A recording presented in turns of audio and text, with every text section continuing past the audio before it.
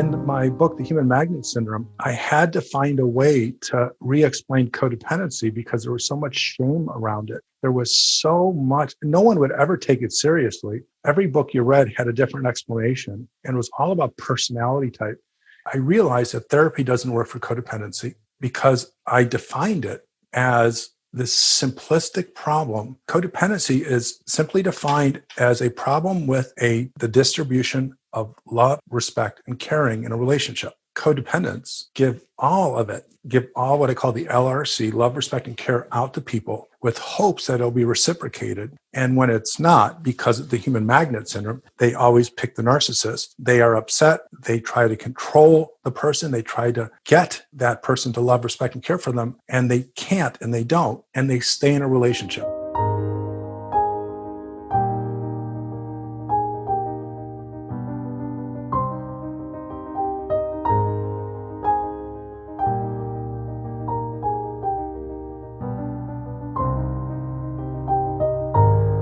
And then I said, everything else is about personality. And I came up with personality types.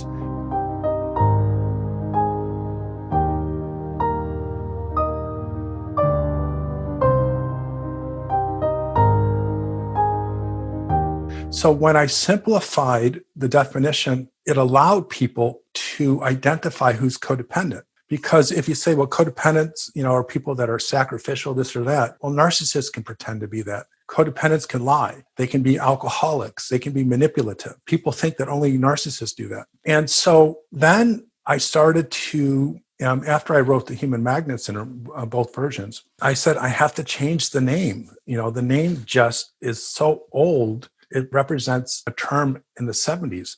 It derives from the partner of an alcoholic, the co-alcoholic, the co-addict. And then when addiction science changed and they no longer called it alcoholism and drug addiction, but chemical dependency, then it was the partner of a chemically dependent, co-dependent. And then it became something that no one recognized. And so I came up with the term self-love deficit disorder because the name itself identified the problem. And I came up with the solution is self-love abundance so that you weren't stigmatized with the name. You can work towards resolving it. Then from that, I created a simplistic explanation for what is self-love deficit disorder. So I already explained codependency, and none of that gets changed by the new explanation. Self-love deficit disorder is a problem that is often identified by the symptoms, what people do, not by the cause of it. And psychotherapy did not work because they were doing what I call Band-Aid therapy. They were working on the symptoms, the controlling, the giving, the selflessness. If you go in to your doctor and you smoke and you have asthma and the beginning stages of COPD, and the doctor only is telling you to quit smoking and you still cough, your problem's not going to go away. You have to go to the center, the start of it. So I created the SLDD pyramid, which explains exactly what it is. At the bottom of it is attachment trauma. On top of attachment trauma causes core shame.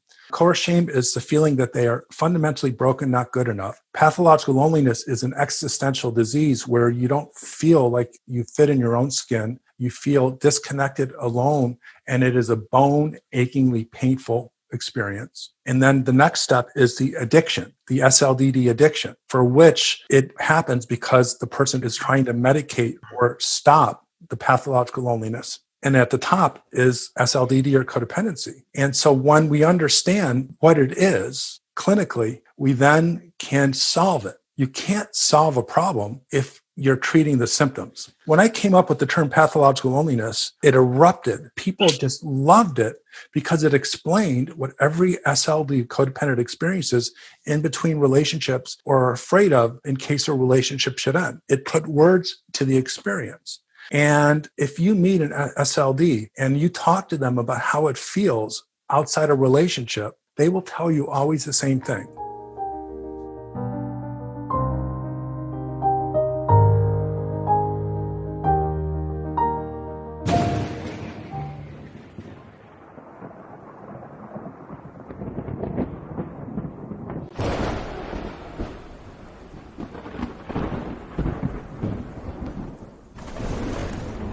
So as I progressed in the development of this concept of SLDD, I started to put together my treatment for it. And I had treatment for SLDD or codependency when I wrote my books. I just hadn't put it together. And I created a 10-stage treatment program called the 10-stage self-love recovery treatment program. Or in my upcoming book, when I write it, it's going to be called the codependency cure. Each stage, and this is not the place to go over all the stages. Everything I talk about, by the way, is presented in detail in videos, seminar videos, educational videos at my selfloverecovery.com website. So I created this 10-stage treatment program. The 5th stage was setting boundaries in a hostile environment. In other words, it was when you were healthy enough, secure enough, educated enough, and you had built-in inner, emotional, and external resources, financial, supportive resources. Because if and when, and this was a problem with most codependency treatment, the therapist would over and over again tell the clients, you have to leave this person, he's bad for you. They didn't understand pathological loneliness. They didn't understand the addiction. They didn't understand core shame. And they didn't understand why codependents either could not break up or why they kept returning.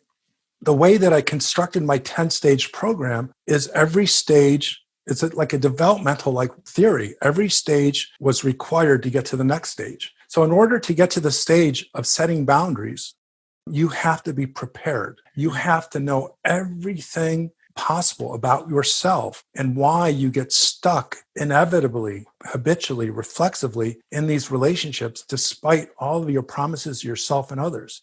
Why, even when you do promise yourself, you are sabotaged, tricked, or manipulated by the narcissist. Once you have all of this information, which is my stage 4, and that is preparing for the narcissistic storm, and you have everything set up and you know about the narcissist, you know about their manipulation tendencies, then when you are ready to set the boundaries, nothing surprises you. You're not susceptible to the narcissist's manipulations, and you understand everything ahead of time, what's going to happen. Unfortunately, this was unethical for therapists. I can't blame anyone because they didn't know what they were doing. If they say to a client, okay, so just break up and we'll learn together what to look for in your next boyfriend, lover, partner. And of course, as I said before, they fail and then their core shame it's bolstered. So that I created this warning because I wanted everyone to have this information up front so that they knew the risks of this treatment program. If you have open heart surgery, your doctor is going to tell you you have a percentage risk of dying. It's ethical, it's required, and you could get sued if you don't. And you make that choice, and God forbid you die. I mean, it's sad, etc. No one says they weren't warned. And if there is a choice of 50% mortality in an operation, you might just choose not to have it and live with certain discomfort and limitations. So I adopted that same type of philosophy, morality, and ethics. And I said something that I knew very specifically and concretely, that when an SLD transitions from self-love deficient, codependent, to self-love abundant, and they start setting boundaries, what's happening is most, if not all of their friends, their loved ones, their partner, they're narcissists. Pathological narcissists, according to my definition, the human magnet syndrome, have personality disorders. People with a personality disorder, like narcissistic personality disorder, borderline personality disorder, antisocial personality disorder. The common thread on all personality disorders is the person does not know they have it. They get angry when they are told they have it. They tend to minimize blame. They lack or they have limited empathy. So I joke, and it's probably not funny for a lot of people, I destroy marriages. When a codependent comes to treatment, that means by theory and practicality, they are in a relationship with a person with personality disorder. If they should get better, person with a personality disorder cannot. And what that means is they're going to obviously get a divorce or that relationship will break and it's irreparable. So I say, and my joke is, you have a pack of cigarettes. If you smoke, you'll get emphysema. Your child will be born, low weight. And of course, no one listens to it, but it's there. I say, if you proceed with SLDD related treatment, or what I call my self-love recovery program, you will lose 75 to 85% of the people you loved or people you thought that loved you.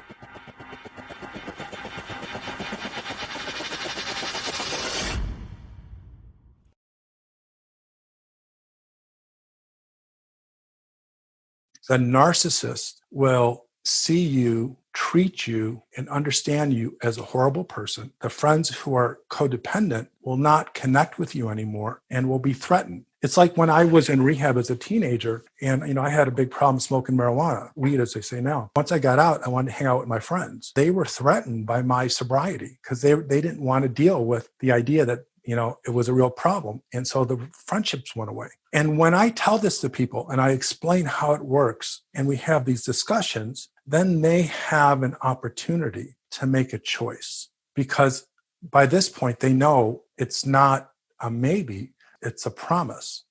And so when it happens, they are psychologically, emotionally, behaviorally, and always prepared. And it doesn't destroy them, because that's what makes people relapse. If you agree with my theory of what SLDD is, the idea that the trauma is unconscious, the core shame is semi-conscious. SLDs connect with this core shame and they feel like they're just incompetent, unlovable people. And if you aren't ready by not getting the Surgeon General warning and you hit the core shame, it actually makes the problem worse. It's one more layer of shame that deepens the disorder and lowers the probability of a positive treatment result.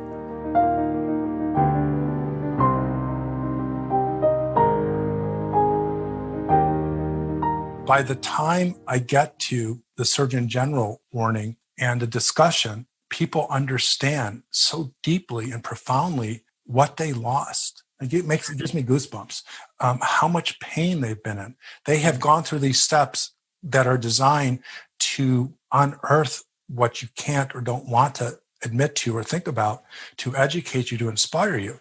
So by the time we have this discussion, people are starting to feel the earliest stirrings or manifestations of self-love, starting to experience what they've always wanted, and they are so bought into the program, because my treatment program revolves around the idea of you can't change a person if they don't know what to change and they don't want to fight for it. So by the time I give the Surgeon General warning, they already kind of know about it. They've read my book. We've had discussions. We've had sessions. It doesn't surprise them. And I would say about 25% of my clients won't do it, not because they want to lose 85% of everyone, is they don't want to be outside of a relationship. They're just not ready. The highest percentage, I would say above 75% of all my clients, if not more, once I get to stage 4 and we finish that, they go, I am ready, because these people are narcissists. They are SLDs who really don't love me and won't know how to love me, love, respect, and care for me as a healthy person. So they don't think of 75 to 85% of people abandoning them. They think of shedding all these people in their life. They already know that they're not good for them. So it's more of a grief. It's more of an acknowledgement, not a fear, because it's presented at the time. They understand that these losses are inevitable because none of those people can know what to do with them if they take care of themselves. So they're just surprised by the number. And almost everyone says it, that number is very accurate.